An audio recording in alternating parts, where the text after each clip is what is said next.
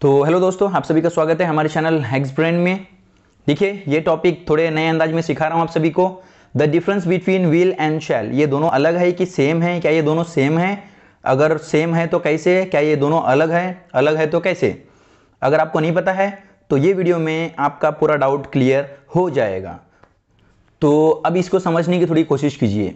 समझने की कोशिश ये होगी हमारी, व्हील और शैल कोई अलग चीज नहीं है, दोनों के दोनों सेम हैं। अगर आपको नहीं पता है तो सब्जेक्ट सबसे पहले बता देता हूं। सब्जेक्ट क्या होता है? I, you, he, she, they, we, it, name, जो भी होते हैं सब्जेक्ट होते हैं।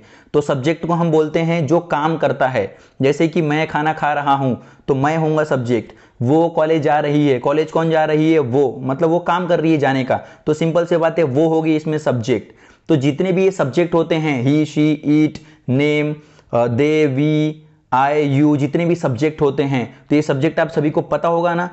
अगर आपको पता है तो अच्छी बात है, नहीं पता है तो मैंने अभी बता दिया आपको। तो जो भी सब्जेक्ट होता है ना, आई और वी, नीचे देखो थर्ड लाइन में हमारा है, आई और वी के साथ ही हम हमेशा शैल लगाते हैं। शैल हमेशा आई और वी के साथ ही लगेगा और किसी के साथ नहीं लगता है। बाकी जो बच गए, जो भी सब्जेक्ट, यू, ही, शी, दे, ईट, जो भी बच गया आई और वी को छोड़कर, उन सभी के साथ लगता है विल। नोट देख लो अभी, shall is more formal than will. तो सिंपल से बात है, आप सभी को कहीं कहीं देखने मिलता होगा कि शैल लिखा है, विल क्यों नहीं लिखा है। तो सिंपल सी बात है, बहुत ज़्यादा हमें पोलाइट और सम्मान पूर्वक से अगर किसी हमें बात करना है, जैसे कि अगर आप कॉलेज में पढ़ते हो तो आपके प्रिंसिपल सर से अगर आपको बात करना है तो आप आई के साथ विल न यूज करते हुए शैल इस्तेमाल कर सकते हो। मगर एक और बात, अब शैल का इस्तेमाल कोई भी नहीं करता है इंग्लिश में, ये आपको मैं बता देता हूं। तो आप विल यूज करो या फिर शैल का इस्तेमाल करो, कोई आपको कुछ नहीं बोलने वाला, आप कुछ भी इस्तेमाल कर सकते हो। चलो एक एग्जांपल देख लो अभी। तो ये है एग्जांपल दिख रहा होगा आपको।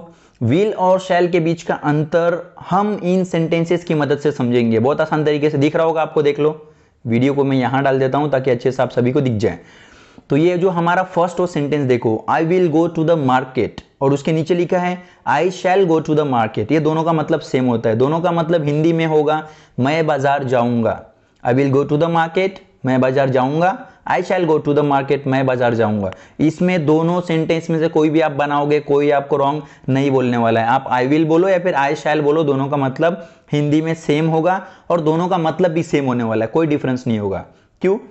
मैंने आपको पहले ही बता दिया है, आई और वी के साथ लगता है शैल, बाकी किसी के साथ नहीं लगता है। सेकेंड सेंटेंस होगा वी विल प्ले टुगेदर, है ना। वी विल प्ले टुगेदर, इसका मतलब होगा हम साथ मिलकर खेलेंगे, या फिर आप बोल सकते हो we shall play together, right. We will play together, we shall play together, both are equal, दोनों का मतलब सेम होता है। दोनों का मतलब होगा हम साथ मिलकर खेलेंगे। उसके बाद देखो, उसके बाद थर्ड वन है यू विल गो फर्स्ट। अब देखो यहां यू शैल कभी नहीं आ सकता है, यू विल ही लिखना पड़ेगा, ये परमानेंट है। इसका मतलब होगा हिंदी में तुम पहले जाओगे, यू विल गो फर्स्ट। तो यू शैल गो फर्स्ट आप नहीं लिख सकते हो। क्यों?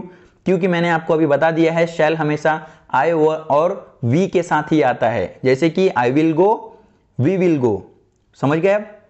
तो थर्ड वाला मैंने आपको बता दिया, you will go first, you shall नहीं आ सकता है, इसलिए इसका मतलब होगा तुम पहले जाओगे। उसके बाद next fourth one, they will eat food, वे खाना खाएंगे। यहां भी विल आएगा। आप सभी को समझ में आ चुका होगा कहां कहां लगाना है शैल, और बाकी जगह पे विल आपको जोड़ देना है। अगर आपको मैं शॉर्ट में बताऊं तो आप पूरी इंग्लिश में विल का इस्तेमाल कर सकते हो, आपको कहीं भी शैल का इस्तेमाल नहीं करना है। कोई ज़रूरत नहीं है शैल का इस्तेमाल करने के लिए। फिर भी अगर आप कोई एग्ज़ाम दे रहे हो, कोई कॉम्पिटिटिव एग्ज़ाम दे रहे हो, एग्ज़ाम में लिख रहे हो, तो वहाँ अगर आपको ऑप्शन में कहीं मिले कि विल यूज़ करोगे कि शैल इस्तेमाल करोगे, तो आप वहाँ पर शैल इस्तेमाल करोगे अगर कोई सब्जेक्ट आई और वी है तो। अदरवाइज इन स्पीकिंग, बोलते वक्त, इंग्लिश बोलते वक्त आपकी मर्जी, आप विल इस्तेमाल करो या फिर शैल इस्तेमाल करो, कोई आपको कुछ नहीं बोलेगा। आई होप कि आप सभी को इसका मतलब समझ में आ चुका होगा, विल और शैल। शॉर्ट में अगर आपको बताऊं तो आप इंग्लिश जब बोलते हो तो आप विल और शैल दोनों में से किसी का भी इस्तेमाल कर सकते हो, मगर I will suggest you all guys to use will. Will का इस्तेमाल कीजिए, पूरी दुनिया विल का इस्तेमाल कर रही है, शैल कोई भी इस्तेमाल नहीं करता है। अगर आप किसी एग्जाम में बैठे हो, किसी एग्जाम में लिख रहे हो, तो वहां पे आप शैल का इस्तेमाल कर सकते हो। अगर वहां भी अगर आपने विल का इस्तेमाल किया तो कोई आपके मार्क्स नहीं कटने वाले हैं।